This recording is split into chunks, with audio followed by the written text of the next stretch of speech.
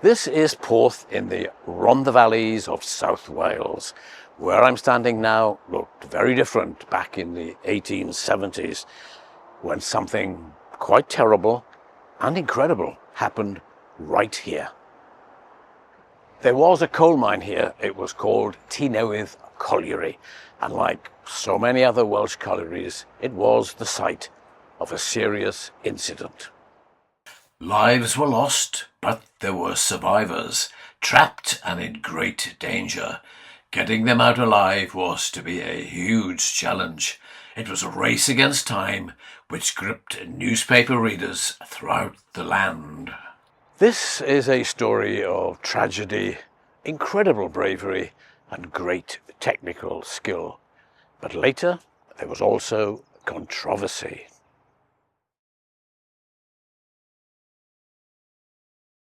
Tynewydd Colliery had been opened in 1852 by the Tynewydd Colliery Coal Company. It employed more than 100 miners, some of whom were just boys. That's how it was then. On the afternoon of Wednesday, April the 11th, 1877, miners were finishing a shift deep underground. The Rhondda No. 3 coal seam, which sloped downwards, was worked at several levels. Suddenly, at pit bottom, some heard and felt a rushing of air and the sound of water. They knew something bad had happened and quickly ascended to the surface. What had happened? The manager and part owner of Tynewydd Colliery, James Davis, went down the mine shaft and saw the flooding of the lower levels. It was known that a part of the nearby Colliery, known as Hines Pit, was flooded and had been abandoned. It had therefore been important to keep the Tynewydd workings at a safe distance, with a thick barrier of coal between the two collieries, but evidently that distance had not been enough. A head count at pit surface revealed that 14 miners remained below ground. Half a mile from the pit shaft bottom, 4 men and a boy raced to keep ahead of the incoming water. They entered a ventilation windway which rose upwards and then down again. Water rose on both sides of them, though. They seemed doomed to await a horrible death by drowning. But the water compressed the air where they stood, and that pressure stopped the water from rising over them. These miners knew that they were close to a roadway above them, and that may not have been flooded, so they started digging towards it, frantically working all night. Rescuers above heard the noises of their picks and started digging down towards them. The two groups could hear each other talking. Salvation became moments away. But when 28-year-old William Morgan excitedly hacked a hole through the last bit of coal and rock, the tremendous force of escaping highly compressed air smashed his head into the small opening, killing him instantly. His death was witnessed by his father Thomas and 15-year-old brother Richard, who had been working with him. The 4 survivors were then led to safety. They had been trapped for 18 hours. Elsewhere, air hissed through cracks on a roadway floor. It was being forced upwards by water pressure. Voices were heard below, so digging began to reach them. But the escaping air was soon replaced by bubbling water. The voices were stilled. Rescue came too late for Edward Williams and a boy of only 13, Robert Rogers. It was also realized that 50-year-old John Hughes and his 18-year-old son William must have drowned, along with several horses. So there were now 5 miners unaccounted for.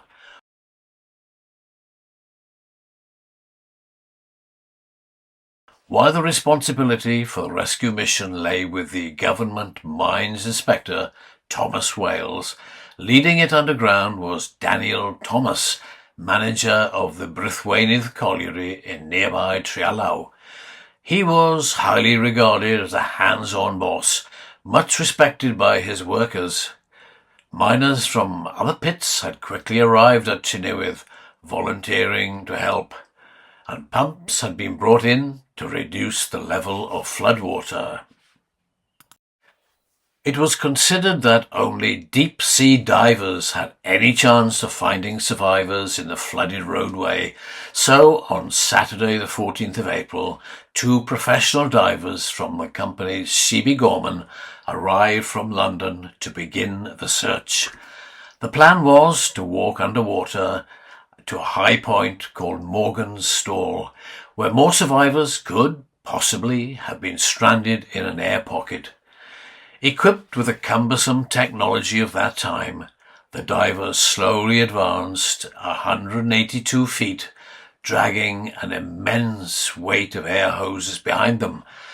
But there was no visibility in the black water. There was strong current and difficult and dangerous obstacles of coal trams and floating debris. It was an incredibly brave effort, but exhausted, they could not reach Morgan's Stall. They had to turn back. It was then decided to beef up the pumping at Tynewydd and Hines Pit to reduce the water level as quickly as possible. A locomotive was brought in to provide steam power for the pumps, but the process was worryingly slow, and it took 2 whole days for the water level to fall enough for rescue work to resume. On Monday, 4 teams of 4 men began working around the clock in 3-hour shifts to dig their way into Morgan's Stall from another level. But some wondered, could anyone still be alive by the time they cut through an estimated 113 feet of coal? If so, they would be cold, wet and starving. The exhausting digging went on, and then suddenly a rhythmic tapping was heard. Men were alive. Rescue would have to be very rapid and safety calculations meticulous. The story of the entombed miners spread throughout the UK. Many reporters from lots of newspapers had arrived in Porth. At that time, much of the community was Welsh-speaking.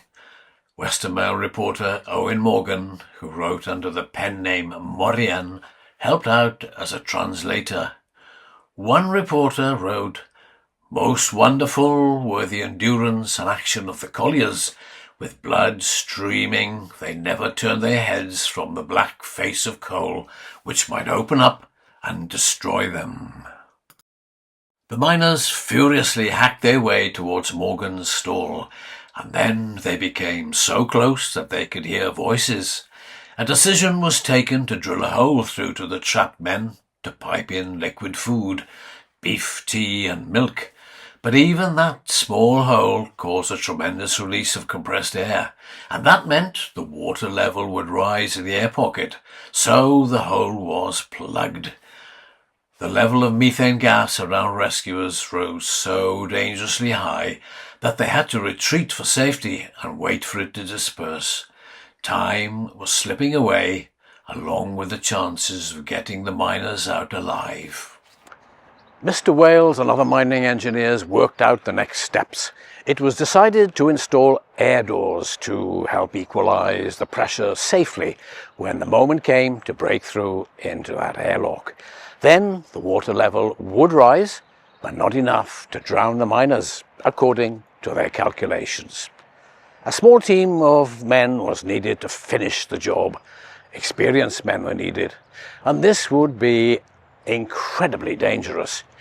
Working in a very confined space, there were multiple risks of being drowned, crushed, hit by flying debris, suffocated, or burned in a gas explosion. Unsurprisingly, at first, men were hesitant to volunteer. After all, some had families to think about. But then miner Thomas Jones of Anishere said he would go as long as William Thomas of Resolven would join him. And he said yes, as long as Tynewydd Colliery manager Daniel Thomas would also be there, in charge of things. A 24-year-old man called Isaac Pride stepped forward. He told Daniel Thomas and engineers, I don't know how much danger we run, but it must be great. But as long as you are there to share it with us, we'll take care to do the work, trusting you gentlemen to take care of our lives." The digging was nearly done. It was left to Isaac Pride to wield his pick and breach the air pocket. As the level of gas was still dangerously high, for this final step he had to work without a lamp in almost total darkness. The others stood a distance behind in the very dim light of their Davy lamps. An explosion would have killed them all. When Isaac's pick pierced the last barrier of coal, a blast of air knocked him over, but he recovered, made the hole bigger, and joined by a miner called Abraham Dodd, crawled into the space where the survivors huddled on a ledge above the floodwater. The 4 men and a young boy were in a desperate state, very weak after 9 days of being cold, wet, and hungry. 2 of them could not stand. The water was rising, so Isaac Pride made his body a human bridge in the hole, and Abraham Dodd dragged the 5 over him. The rescued were George Jenkins, David Jenkins, Moses Powell, John Thomas, and a boy, David Hughes, whose father and brother had drowned. These 5 had survived, but only just, and all needed emergency medical attention in a makeshift hospital run by Dr. Henry Naunton Davis and his medical team. The trapped miners said that they had sung hymns to keep their spirits high. Some had eaten candles. The boy, David Hughes, immediately asked after his father and brother. The truth was held from him for a little while. News of the rescue made headlines around Britain. Queen Victoria, who had been kept updated about the rescue, decided that many of those involved should receive the Albert Medal for lifesaving. This was a medal that had previously only been awarded for valour at sea. In Porth there was sadness at lives lost, but also relief at those saved and great pride about the heroic rescue. Funerals were held for the victims of the flooding. And right here in this graveyard in Hopkinstown, just a short distance from Porth, is one example of the human cost of coal. Just a few weeks before the flooding at Tynewydd, Mrs. Martha Hughes had buried her infant child here. Then she learned that her husband William and son John had died. After that, she had an agonizing wait of 9 days to find out whether her other son David had survived, which mercifully he did. So the grave of Martha's child was opened and widened to take the coffins of his father and brother.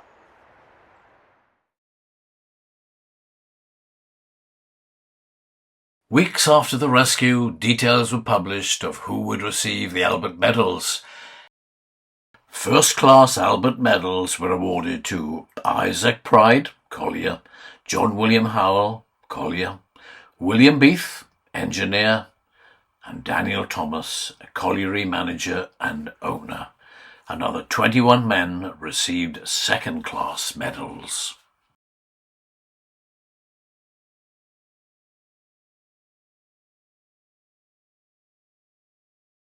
However, not everyone was pleased.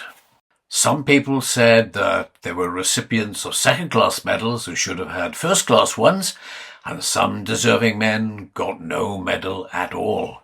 Abraham Dodd, a key rescuer, didn't get one. It seems he was an outspoken type.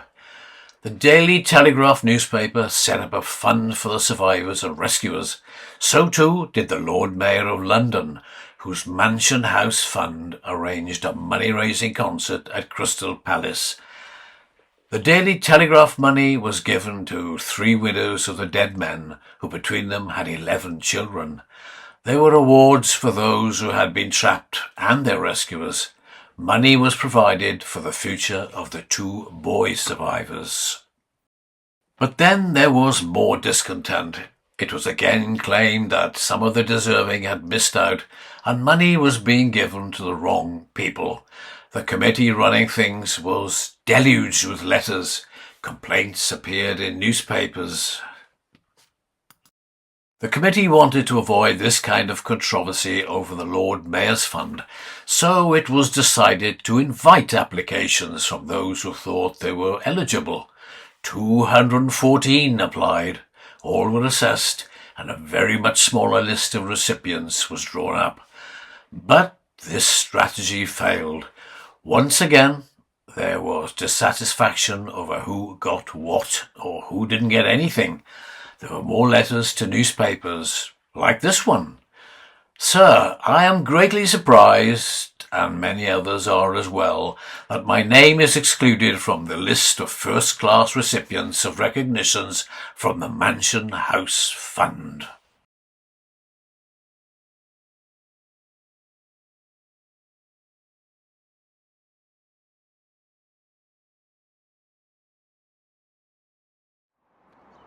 An inquest jury here at the Riola Hotel in Porth decided that pit manager James Thomas was to blame for a miscalculation that had led to the flooding. He had allegedly made a wrong assumption about a geological fault between the Tynewydd workings and those of Colliery, assuming that the fault would prevent flooding. A report of water seeping into the Tynewydd workings had apparently been overlooked. He was sent for trial at Swansea on a charge of manslaughter. However, the miners at Tynewydd did not blame him. Quite the opposite. They wrote to a newspaper about the 20-plus years of safe working. They admired him, and their tribute stated, "We considered ourselves safe in any place you should think proper to ask us to work." At his trial, many witnesses also spoke highly of him. After just 45 minutes, the jury said it would never agree, so 6 months later there was another trial, this time in Cardiff. The judge pointed out that an error of judgment should not constitute manslaughter. The jury took just a few minutes to acquit James Thomas.